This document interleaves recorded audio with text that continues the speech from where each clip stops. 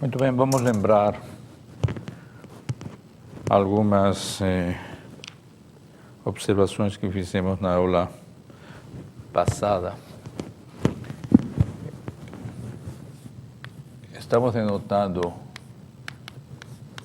desta maneira o espaço de R formas lineares no espaço vetorial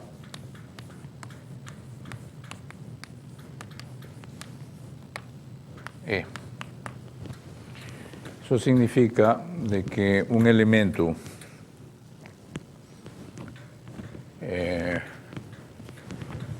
F, ele é de fato uma aplicação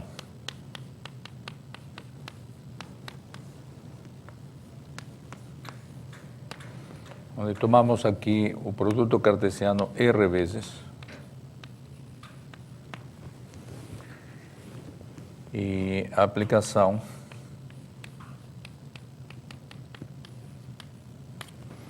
ela é linear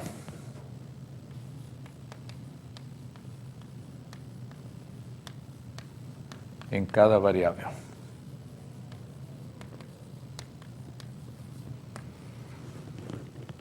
Então, se somamos dois valores, V1, VR, e numa coordenada colocamos um valor, a restrição de f a qualquer uma destas variáveis é uma função linear. Essa é a definição da função multilinear de grau R ou função R linear. Esse próprio espaço ele é um espaço vetorial.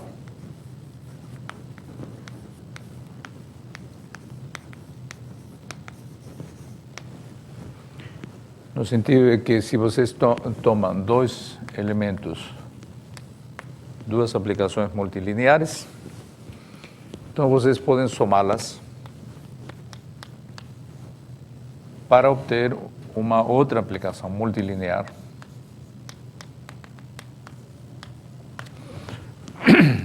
a qual tem por valores a soma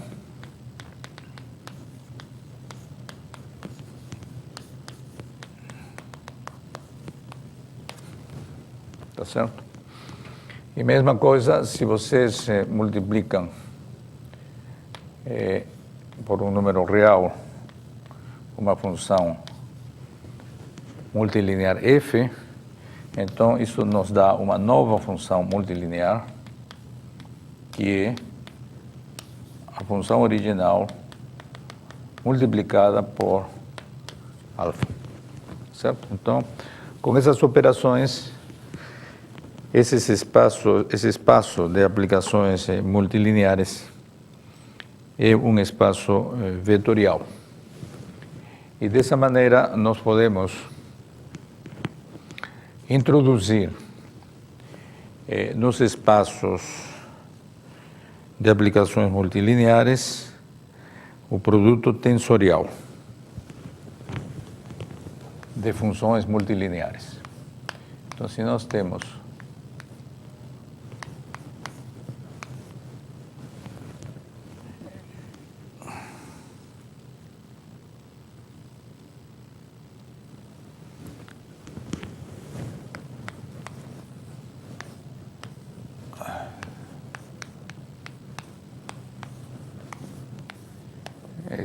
esta aplicação, produto tensorial, entre aplicações multilineares, vai nos dar uma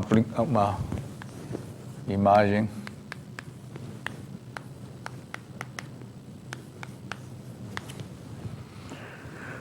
a qual está definida da maneira seguinte. Se vocês tomam um elemento F e um elemento G nesses espaços, então a imagem vai ser denotada como F tensor G e ela está definida da maneira seguinte. F tensor G vai ser uma aplicação que vai em vetores V1, VR, W1, WS. Tá certo? E que tem por valores o produto de F aplicado aos primeiros R, as primeiras R componentes desse vetor, vezes, como isso é um número real, G aplicado a S.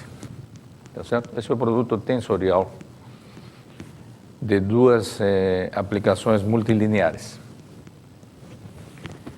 Então, vocês observam de que a ordem aqui é muito importante, tá certo? Essas aplicações multilineares tem essas aplicações, essa função, esse produto tensorial tem uma série de propriedades, no entanto, que são bastante evidentes. Se vocês multiplicam F tensor G por H, digamos que temos três funções multilineares.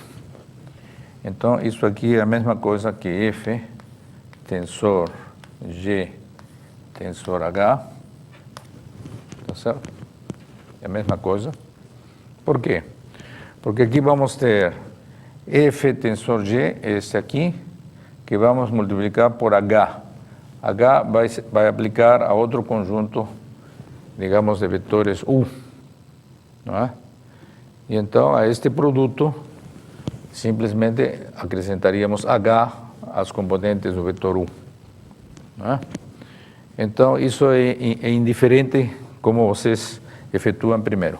Então, essa aplicação, esse produto é associativo e, consequentemente, a gente pode defini-lo simplesmente como F tensor G tensor H. Tá certo? Então, esse produto, esse é o produto tensorial, né, de aplicações multilineares. Ele é muito importante no que se trata, no que diz respeito às aplicações R lineares, porque esse produto nos permite encontrar uma base do espaço LR ER. Da maneira seguinte, se nós tomamos agora funções lineares, que são as aplicações lineares de E em R. Isso são funcionais. Não?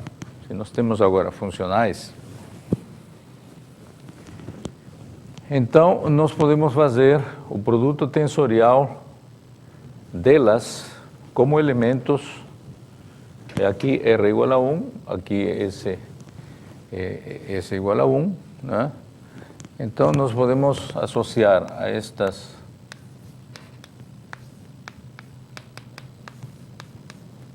funções lineares o seu produto tensorial, que será um elemento desse espaço, isto é, será uma aplicação multilinear de grau R. Tá certo? Estamos multiplicando R vezes. Então, isto é um exemplo já de aplicação multilinear, né? O que é importante é de que desta maneira, de fato, nós podemos gerar todas as aplicações multilineares, no sentido de que esses produtos tensoriais, quando aplicados a uma base de E, eles representam uma base do espaço de aplicações R lineares. Então, esse é o teorema que nós enunciamos na última vez.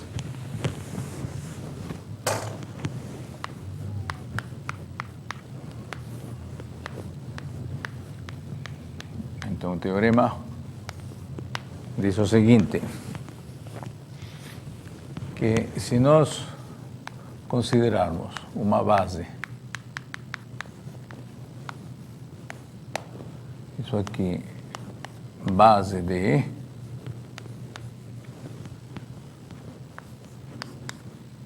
E é 1 barra N barra é a base dual do espaço dual. Base dual significa de que isso significa que quando nós aplicamos essa aplicação linear, não é, ao elemento J, então isso aqui é delta IJ. Isso significa que é 1 se I igual a J e 0 se I diferente de J. Tá certo? Muito bem. Então, quando nós temos essa base dual, então, os elementos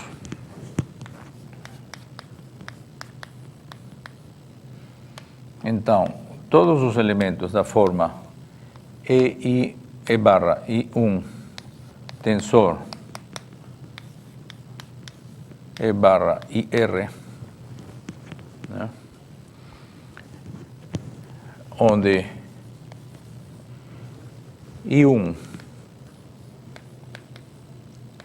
I2, IR são números, R números contidos em 1 até N, que vamos chamar isso aqui de I sub N. Né? Então, tomamos todas as combinações possíveis de R números, tomamos quaisquer R números contidos entre 1 e N. Tá certo? Então, com esses números, nós formamos este produto tensorial. Então, esses elementos formam uma base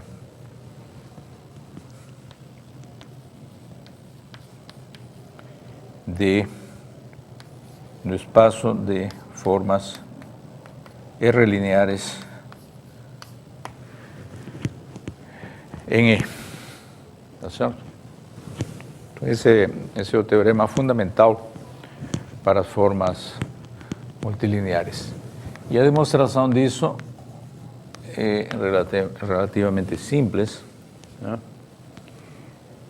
Tenho a impressão que fizemos na última aula, mas é a seguinte, primeiro, de que na realidade todos estes produtos geram, não? Então, todos estes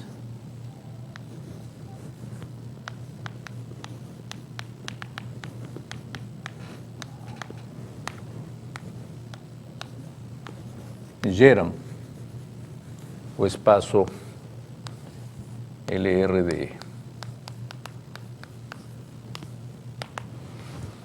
Né? Para mostrar que geram, vocês tomam um elemento qualquer,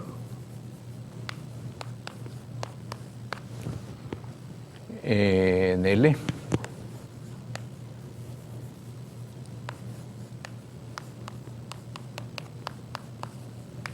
e mostram de que ele pode ser expresso como uma combinação linear desses elementos E1 e IR.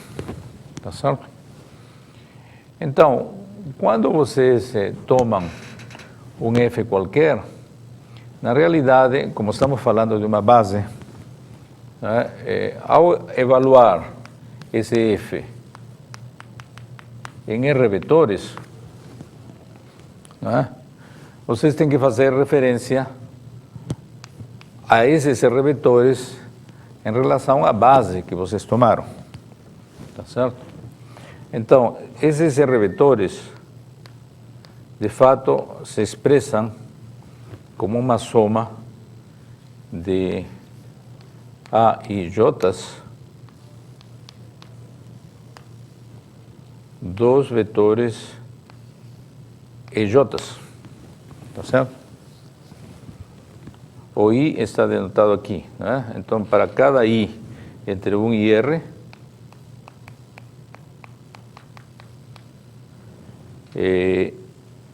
cada um desses W se expressa dessa maneira. Então, quando vocês aplicam isto, vocês vão ter que isto é a soma de W1, que vai ser A1J, vezes EIJ, isto vai de J1 a N, né? Tá certo? Até chegar ao enésimo elemento, quando vocês têm A, de fato é WR, vocês chegam a ARJ, né, aplicado a EJ, também de J1 até N. Tá certo? Muito bem, mas a F é uma aplicação multilinear. Então, ela é linear em cada um desses, em cada uma dessas componentes. Consequentemente, vocês podem retirar a soma, né, e dizer F aplicado a A1J EJ. Tá certo? Vai ser a soma dos F em cada coordenada. Quando vocês passam para a segunda coordenada, vocês vão retirar também esse parâmetro A2J. E então ele vai sair multiplicando o A1J. Tá certo? Em outras palavras, vocês vão ter de que o F de W1, WR, é igual, de fato, ao produto A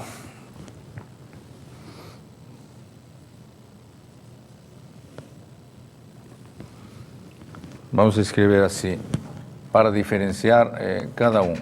A1J1 vezes AR J sub R vezes F aplicado a EJ1 EJR. E isto vai J1, etc., JR de 1 até N. Tá certo? Está claro isso? Quando nós temos essa aplicação linear aqui, nós vamos ter, quando nós retiramos a soma do primeiro fator, nós vamos ter a soma dos F, primeiro, os coeficientes, né? A soma dos coeficientes vezes as F e J, que estamos chamando de J1 para indicar a primeira coordenada. Então, isso é uma soma. Tá certo? Agora, cada um deles vai também fatorar na segunda coordenada. Então, vocês vão, mais uma vez, fazer a mesma operação. Na realidade, o que vocês estão escrevendo é de que os fatores, essas somas, de fato, vocês estão multiplicando os coeficientes, né, para obter esta expressão. Tá certo? Muito bem. Agora, isto aqui pode ser escrito da maneira seguinte.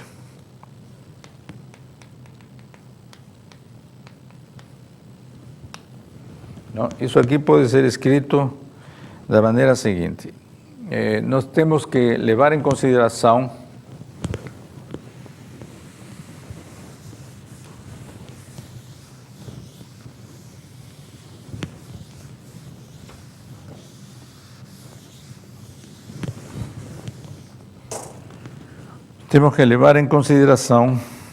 que esses coeficientes A1 e J1, né, de fato, é o E barra J1 aplicado a W1. Tá certo? E que o AR JR é igual a E barra JR aplicado a WR. Tá certo? Isso que nós fizemos. Então, quando vocês fazem o produto de A1, J1, AR, JR, que é o produto destes coeficientes, então, na realidade, vocês estão fazendo o produto tensorial destas aplicações lineares aplicados a este R vetor. Então, vocês estão fazendo EJ1, tensor EJR, aplicado a W1, WR. Isso é isto aqui. Tá certo? Isto aqui é um coeficiente. F aplicado a EJ1, EJR. Tá certo? E dessa maneira, vocês estão vendo de que isto aqui é W, não? Que temos aqui. Não? Então, a aplicação F, ela tem uma expressão, esses são números, não é? Em que eles se expressam em termos deste produto tensorial de aplicações lineares. Então, isso mostra de que, de fato, estes produtos tensoriais, de fato, geram. Aqui eu poderia, para ser coerente com o enunciado, aqui eu poderia trocar simplesmente os JIs por EIs, tá certo? E então nós teríamos que o CITA, EI1, etc., EIR, portanto, geram esse espaço.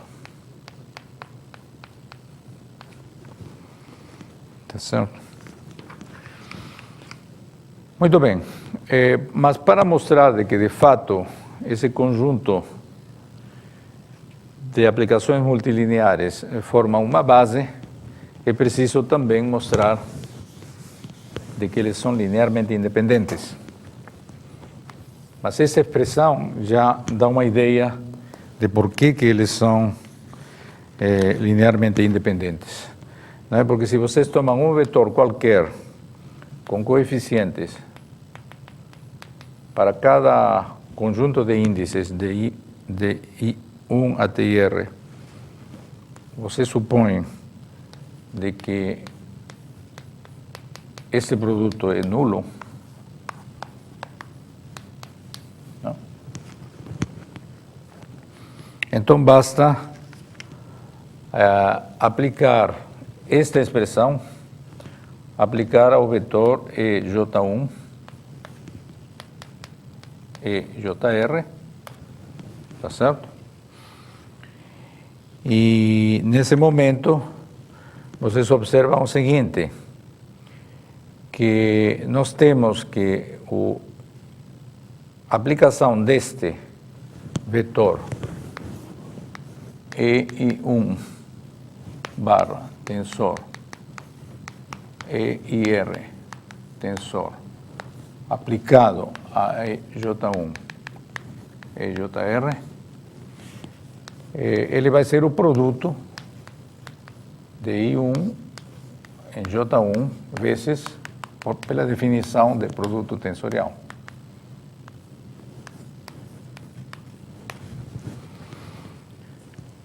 Então, pela própria definição dessa base dual, isto aqui só vai ser 1 somente cuando I1 é igual a J1 y cuando IR é igual a JR.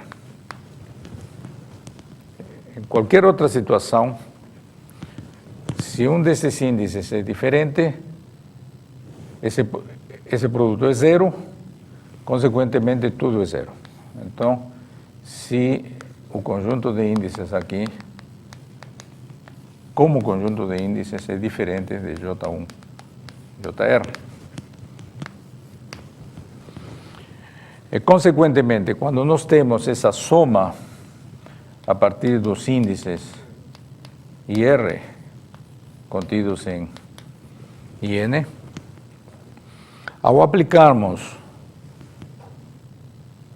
essa soma a um vetor, R vetor, dessa forma, nós vamos ter como resultado a J1, a JR. Isso significa de que esses vetores, de fato, são linearmente independentes. E, consequentemente, esse teorema está demonstrado. Então, uma consequência desta expressão, dessas expressões, né, em que deixamos explícita uma base para o espaço LR, é que a dimensão desse espaço vai ser igual a N, a potência R. Tá certo? Vocês estão tomando todos os produtos, né, possíveis, então esse espaço tem uma dimensão N a potência R, então é um espaço gigantesco. Não é bem assim no caso das formas alternadas, não é? Que foi a outra situação que nós introduzimos na última aula.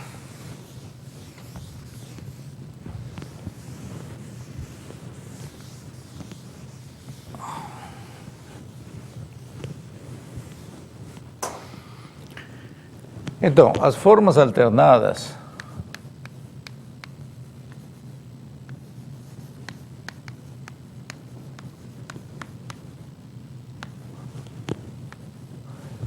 são o objeto do nosso interesse, porque vão ser essas formas alternadas que, ao mudar as variáveis, se comportam como uma mudança de variáveis que preservam a integral. Então, essas formas alternadas, elas foram definidas como funções multilineares, tais que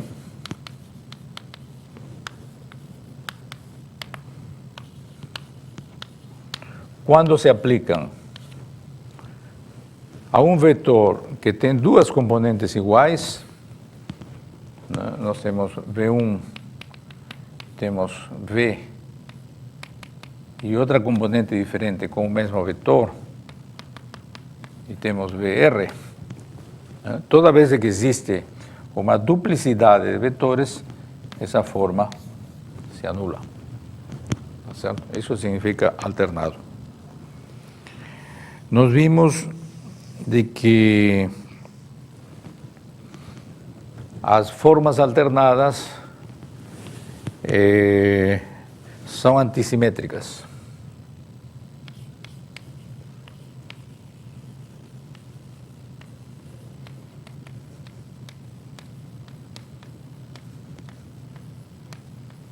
São antissimétricas.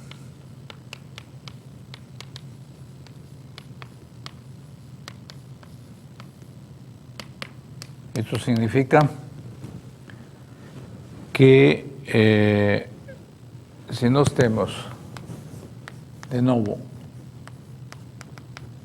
duas componentes diferentes, I e J,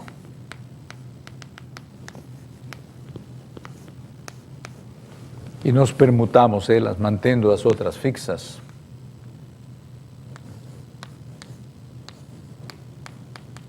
Colocamos aqui VJ e aqui VI. Então a forma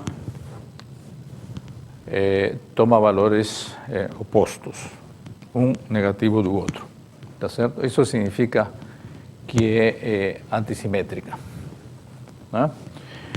As formas alternadas são antissimétricas, porque se nós tomamos, digamos que F é uma forma alternada, então se nós tomamos o valor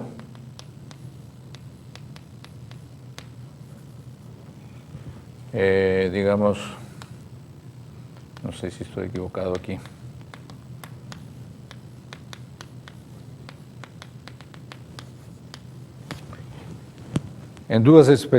Numa expressão desse tipo, em que este valor é repetido aqui, o valor é zero pelo fato de serem alternadas.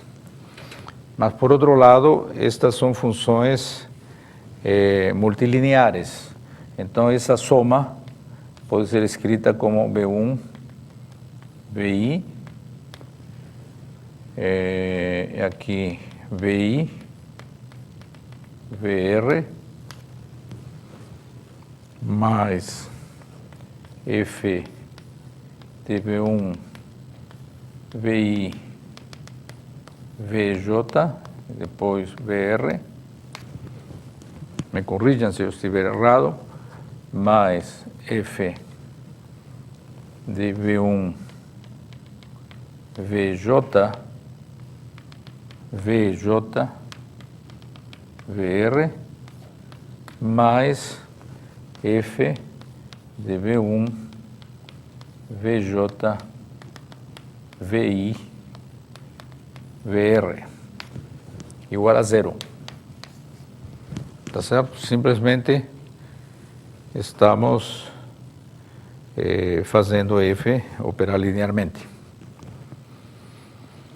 Como F é alternada, isso aqui é zero e esse aqui também. Ambos são zero. E este, consequentemente, é o negativo desse aqui, que é a definição de alternada. Não é? Por outro lado, uma função antissimétrica, ela é alternada, porque se nessa expressão você coloca um VI igual a VJ, então esses valores são iguais, e então duas vezes esse valor vai ser igual a zero, significa de que quando há dois valores iguais, então a função se anula. Então essas são noções equivalentes, tá certo? Muito bem, e o teorema correspondente a este que estamos mencionando aí pode ser construído de várias maneiras, mas vamos seguir a adotada pelo livro que estamos tomando como texto. Não? Se definem dada uma base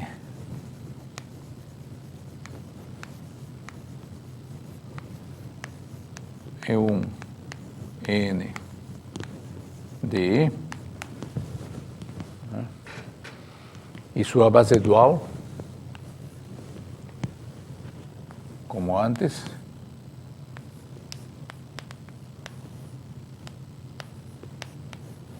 base dual do espaço de aplicações lineares na reta. Então, nós vamos definir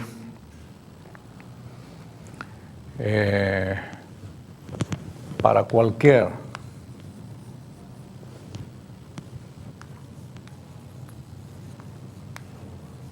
conjunto ordenado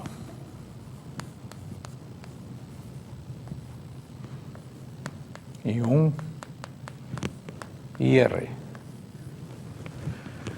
mas desta vez ordenados. Vamos colocar I1 menor que I2 menor que IR. Esse conjunto contido, como os outros, no conjunto de números entre 1 e n. Então vamos chamar a isto de I. E para qualquer conjunto desse tipo, definimos uma forma linear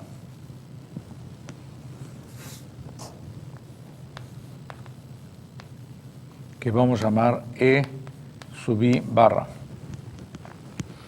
a qual tem duas propriedades, com as seguintes propriedades.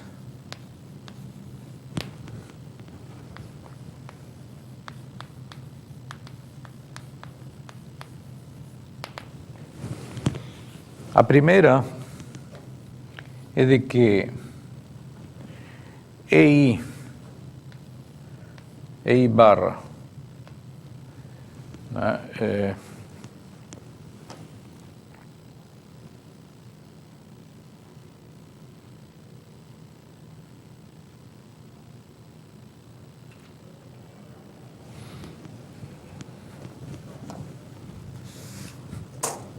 vamos clarificar isso aqui.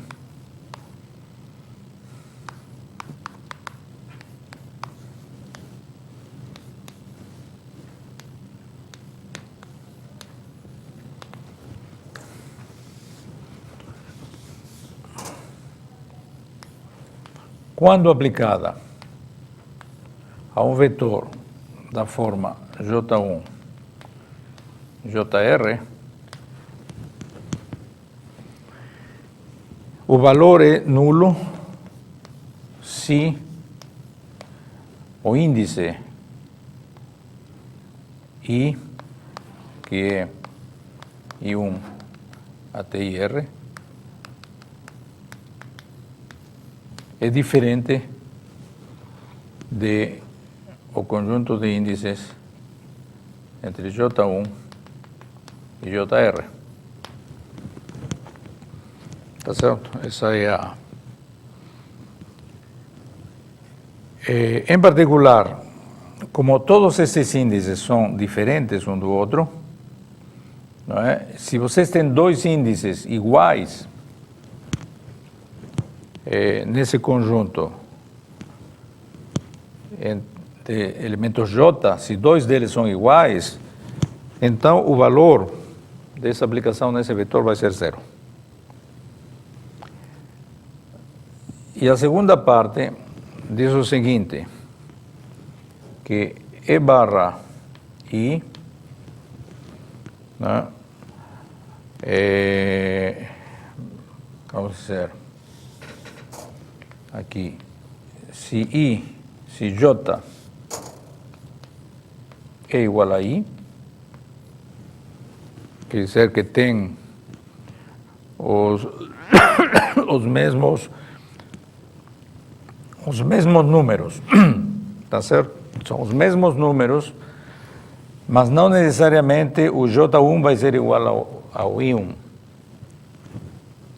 É o mesmo conjunto de números, mas eventualmente não com a mesma ordem. Então, se J é igual a I, isso significa que existe uma permutação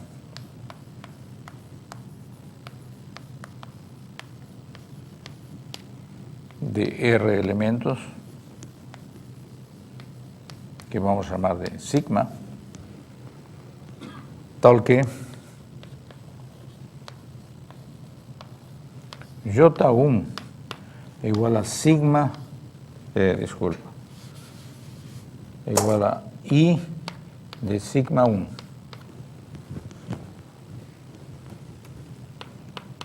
E JR é igual a I de sigma R. Tá certo? Então é o mesmo conjunto de números, mas não necessariamente na mesma ordem. Não? Então, eles têm que ser tem que haver uma permutação de R elementos, não é?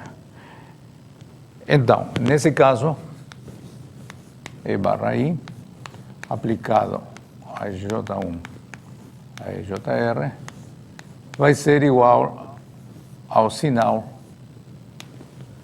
da permutação. Tá certo? Isso aqui é o sinal da permutação.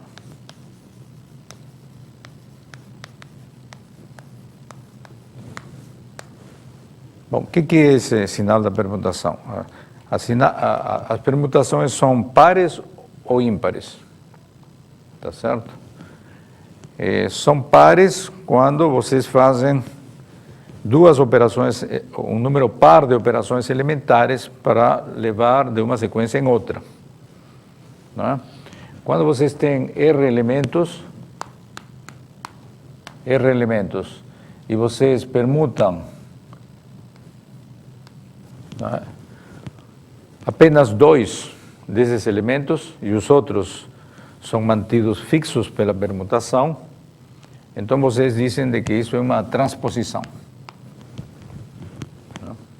É uma transposição. Esse aqui é um dos elementos das permutações de R números. Tá certo? Qualquer permutação de R números se escreve como um produto de K permutações. Esse K não é necessariamente invariante, mas esse K, a paridade dele é invariante. Se esse K é par, ele é invariante. Se é ímpar, então o índice da permutação é menos 1 a K. Tá certo? Então, se vocês fazem apenas uma permutação de um elemento, isso é menos 1. Esse sinal é menos 1. Se são duas permutações elementares, então é mais 1. Então, dessa maneira, nós estamos definindo a aplicação linear.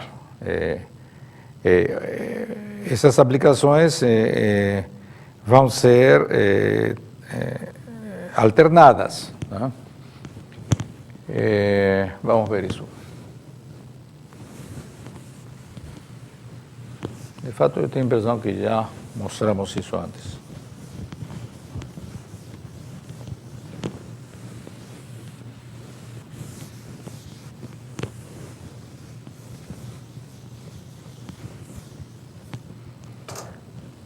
Certo? Então, essa é a primeira observação.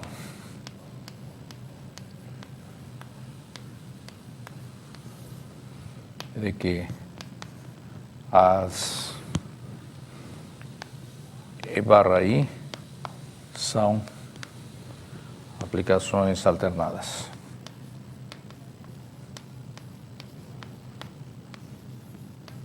Bom, isso é uma verificação elementar.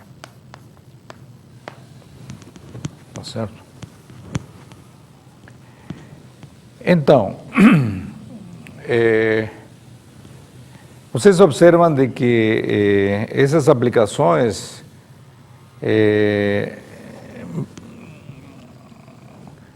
ao serem alternadas, elas se parecem com o produto tensorial das EI1 e EIR, com uma diferença, é de que se vocês mudam a ordem, então o sinal muda, tá certo? Quando vocês aplicam ela. Então isso vai dar origem a um outro tipo de produto, que não é o produto tensorial, mas é o produto alternado, que daqui a pouco vamos introduzir. Mas, para fixar ideias, é importante dizer o seguinte, de que se I é igual a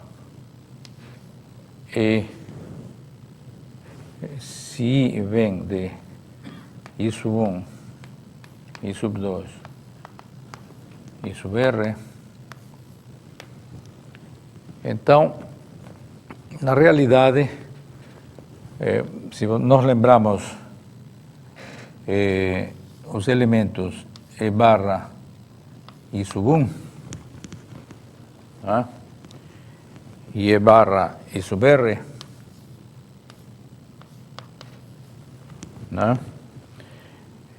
a cada elemento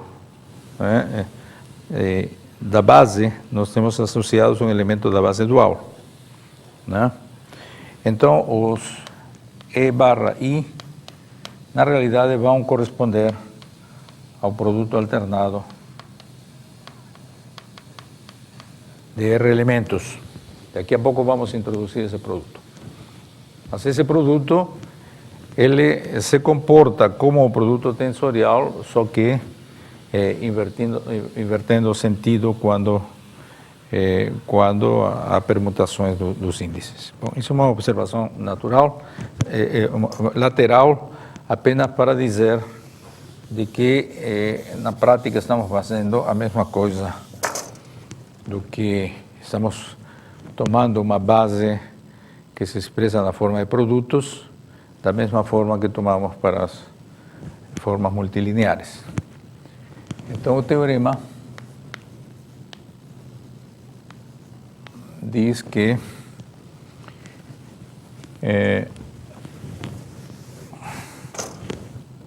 as formas E barra I, onde I percorre todos os índices ordenados de N, compõem uma base do espaço vetorial. Isso não provamos, mas isso também é elementar. ARE de formas de R formas alternadas. Tá certo? Então, essa é outra.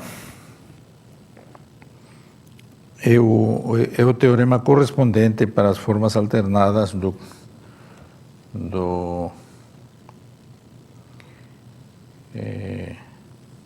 e então, a demonstração desse teorema segue as mesmas linhas que o outro, na demonstração que demos na aula anterior. Primeiro, que as E barra I, de fato, geram o espaço ARE. Certo?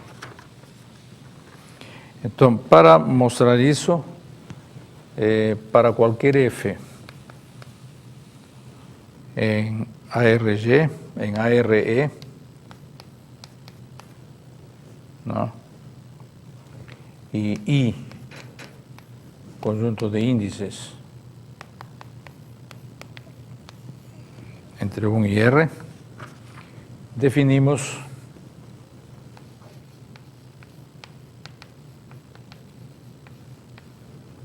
uma outra aplicação, G, que é alfa de I, que é o somatório, quando se tomam todos esses multiíndices, de alfa sub I de E barra I, onde alfa de I é o valor que toma I em E I1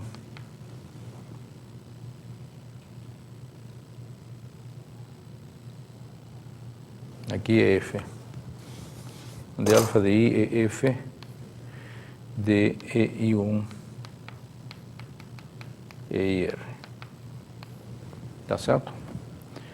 Nós definimos uma outra G, não é? Que é evidentemente alternada.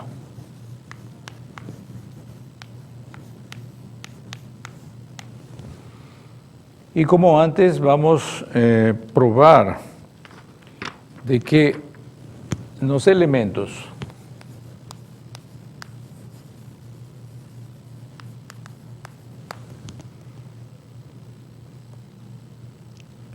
vamos provar que nos elementos da base de E, F e G coincidem. Então vamos dizer que provaremos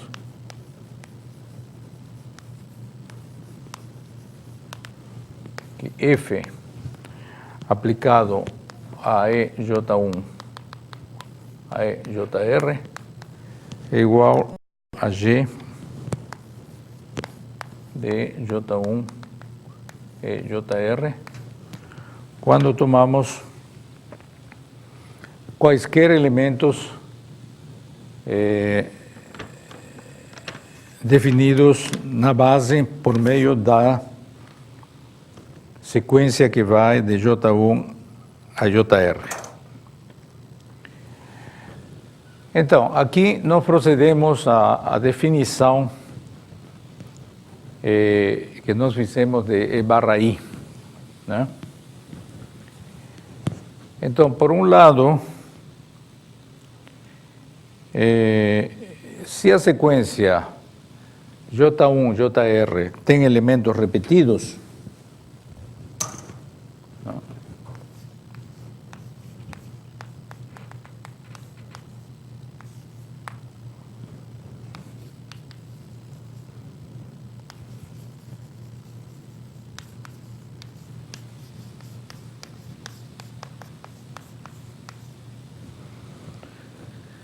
Então, como a F é uma função alternada, ela teria que ser zero, tá certo? Por ser alternada, e F é alternada, implica de que F é igual a zero.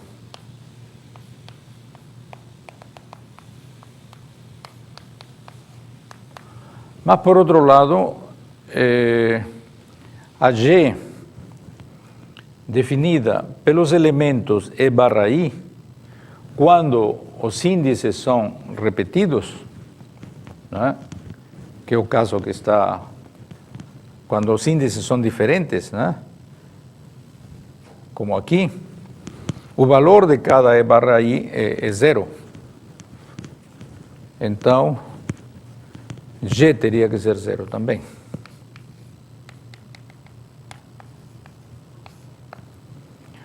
Nós observamos de que os EIs são apenas definidos para índices que são ordenados, consequentemente diferentes.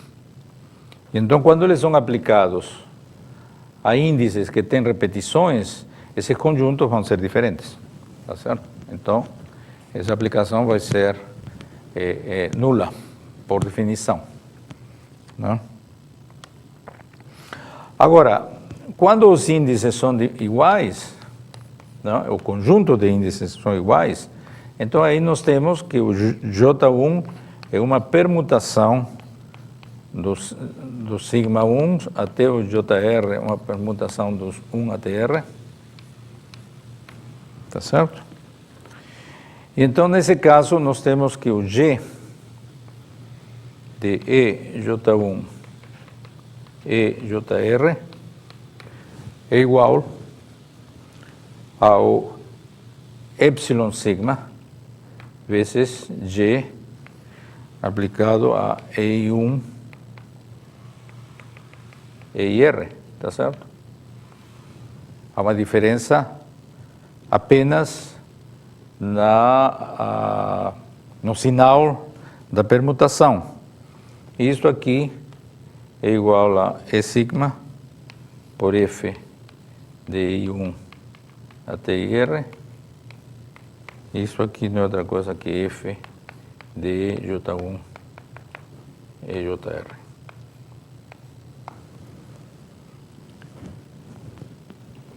Bom, e o fato de que estas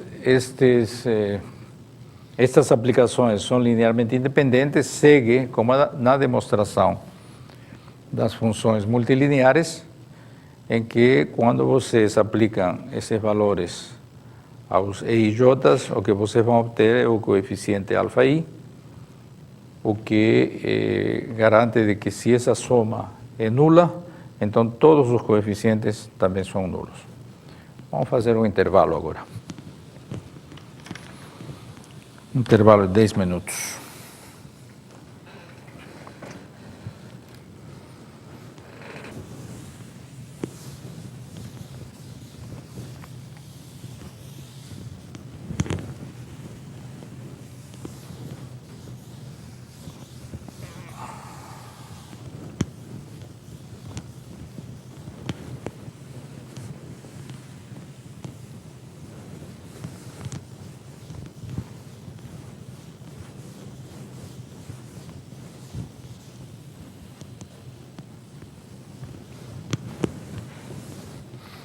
Em particular,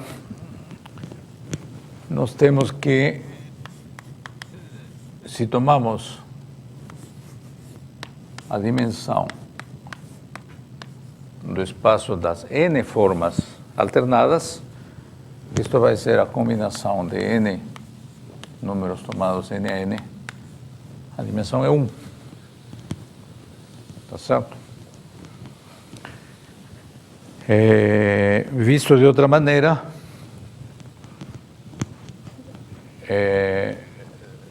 que coisas são as n formas, um elemento, o que é um elemento deste espaço? Aqui quem tem dimensão n é o E, tá certo? Então isso aqui é uma forma multilinear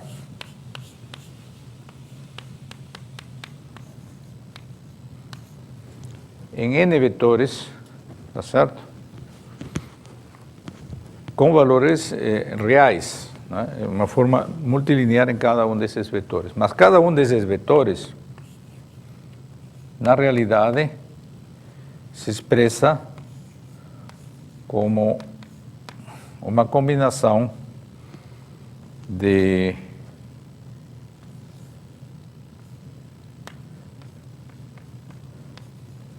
expressados nesta base, tá certo? Então, cada um desses vetores, na realidade, é um vetor com n componentes, não? Então, isso significa que a matriz AIJ é uma matriz n por n. E que isto pode ser interpretado como os valores tomados numa matriz, tá certo? É a matriz V1, Vn, onde nós tomamos o vetor A1 é A1, A11, A12, A1n, etc. A21, A22, A2n. E aqui a N1, a N2, a NN. Então, cada um destes, o V1 tem estas componentes. Tá certo? Então, na realidade, essa F pode ser interpretada como uma aplicação nas matrizes N por N, com coeficientes reais, né? Isso aqui pode ser interpretado como uma aplicação a valores reais, definidas nas matrizes, e que é multilinear nas colunas. Tá certo? Porque as colunas são, cada um destes é um vetor coluna. Tá? Muito bem. Então, se nós olhamos para esta base que estamos fixando aqui, E1, N, base de E, ¿no?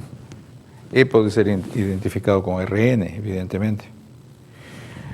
Então, para essa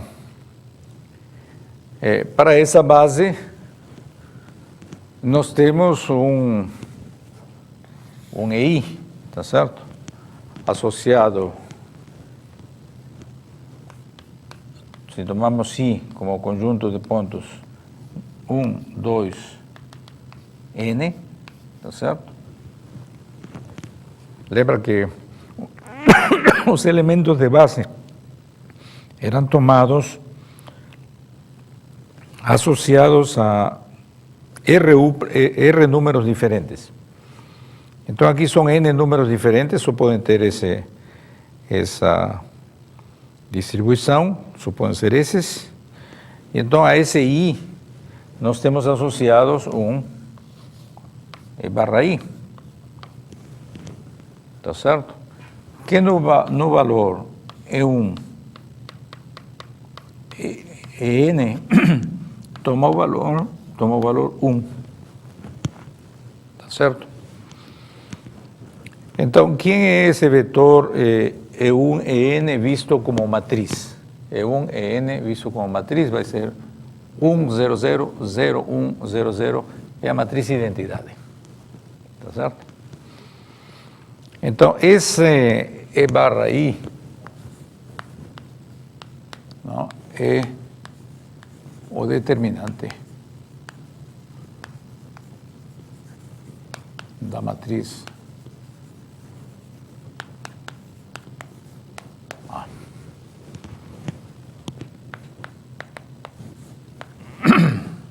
Tá certo? Então, o determinante passa a ser definido como uma função multilinear alternada nas colunas, nas suas colunas, tá certo? Então, esse é um exemplo de uma função alternada, não? E vocês podem, com esses argumentos, mostrar coisas do tipo, não é? Que um conjunto de vetores V1, Vn é linearmente independente,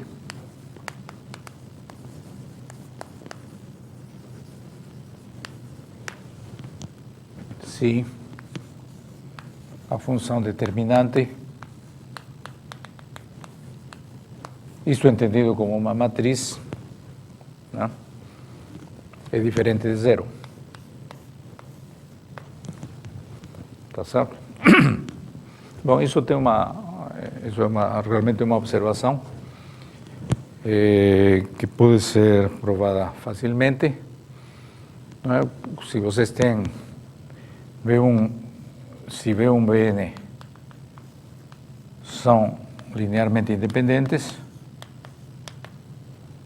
definem uma base, né? Uma base de Rn ou de E, tá certo?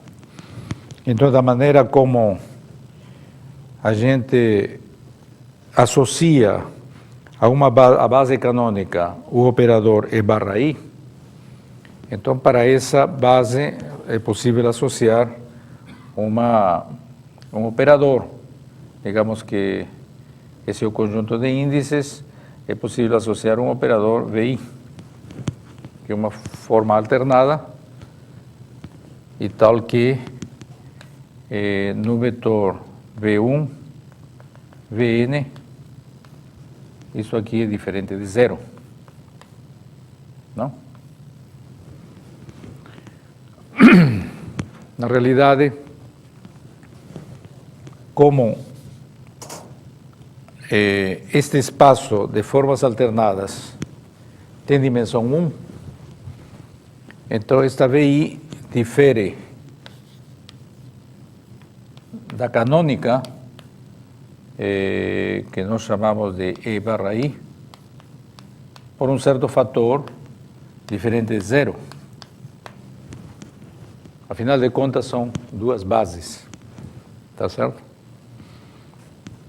Então, o VI acaba sendo, podemos então tomar o determinante de V1, Vn é igual, por definição, ao E barra I aplicado ao vetor V1, Vn. Essa é a função determinante, tá certo? Mas o E barra I é igual a 1 sobre alfa do VI aplicado ao V1, Vn. Isso aqui é diferente de zero, por definição, tá certo?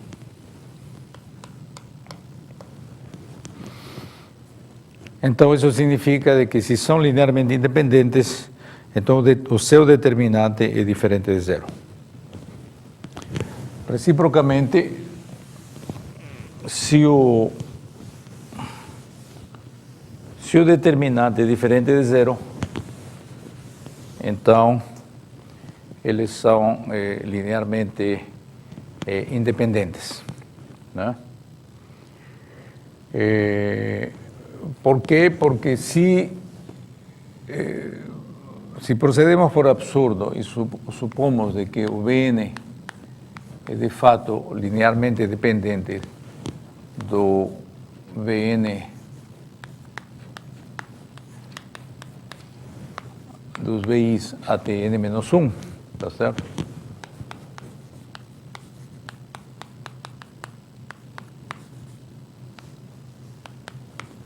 Se são linearmente dependentes, né? Estamos querendo provar que esse conjunto é linearmente independente se o determinante é diferente de zero. Então, estamos supondo que são linearmente dependentes, então a função determinante aplicado a V1 a Vn pode ser escrito como a soma de I igual a 1 até n-1 dos AIs determinante de V1 até algum VI. Tá certo? Quando tomamos aqui as somas, V1, V2, isso vai aparecer aqui. Mas aqui também vamos ter um VI. E como a função determinante é alternada, isso significa de que esse determinante é nulo. Muito bem, então, essa função determinante, trazida à tona como uma forma alternada, ela nos permite também definir um produto alternado.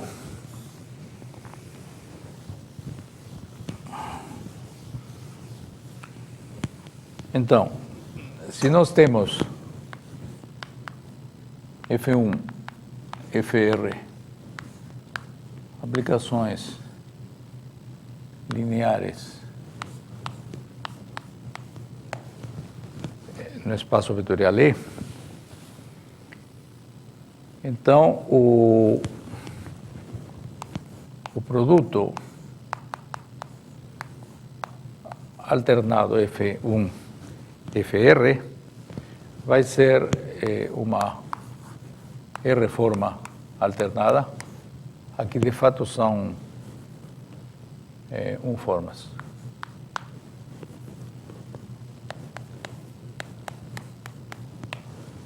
Certo? Se definida por aplicado a um vetor V1, VR, vai ser o determinante da função FI, VJ e J de 1 a R. Tá certo? Muito bem. Então, esse é o produto alternado.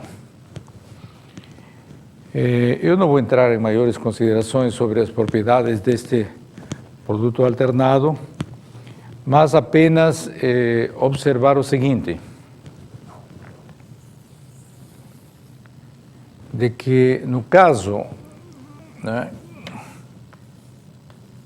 se os EI1, EI2, etc., né, com I1 menor que I2, menor que IR, né, barra. Nós já sabemos que definem uma base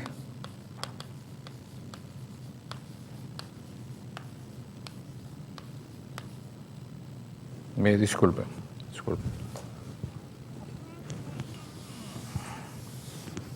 Vamos fazer.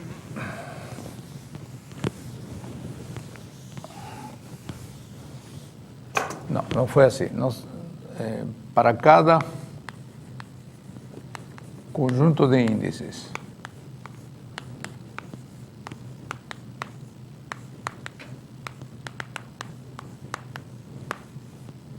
contidos em N, né, R números diferentes ordenados, nós definimos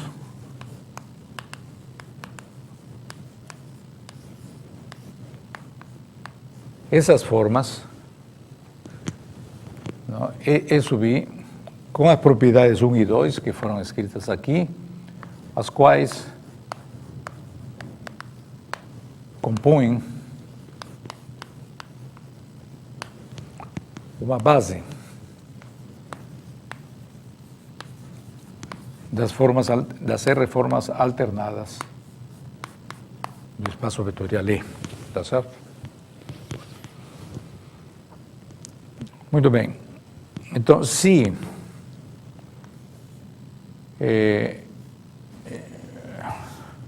então, a base que nós tomamos é a base canônica de Rn, né? Tem uma dual, né,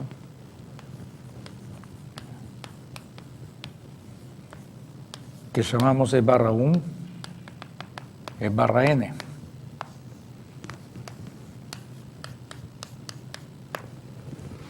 Então, o que pode ser verificado é uma propriedade importante, é que, de acordo a esta definição de produto alternado, de fato, nós temos que esta aplicação E barra I, associada a este conjunto de índices, é de fato o produto alternado de EI1, EI2, EIR. Tá certo? Então, dessa maneira, nós temos que a base, no caso das aplicações lineares, multilineares de RE, nós temos uma base formada por todos os produtos tensoriais, dessa forma em que nós podemos eventualmente ter até repetições, tá certo? Já o espaço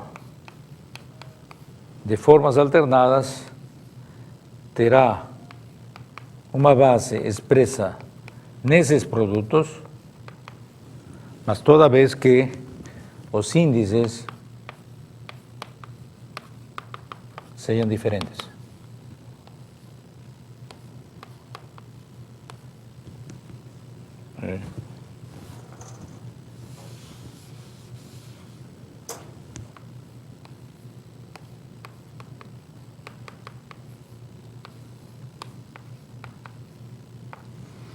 Bom, eu deixo para vocês a leitura disso que está muito bem feito no livro, a verificação dessas propriedades. Mas isso é importante porque esse produto é importante porque já permite as formas explícitas das R-formas alternadas em termos desta base, tá certo? Para todos os efeitos, quando se trata do RN, vocês lembram de que isto aqui, o E barra I1, ele pode ser chamado também de DXI1, não? E então, o que vai acontecer é que esses elementos, não, serão, com esta ordenação, serão os elementos que formam a base das formas alternadas, das R-formas alternadas em RN, tá certo? Então, uma forma diferencial vai se expressar em termos desta base por meio de coeficientes, não? Que dependem do ponto, não? E então isso já é o que se determina uma R-forma alternada em RN, certo? Então esse é o objeto que nós queremos integrar. Continuamos na quarta.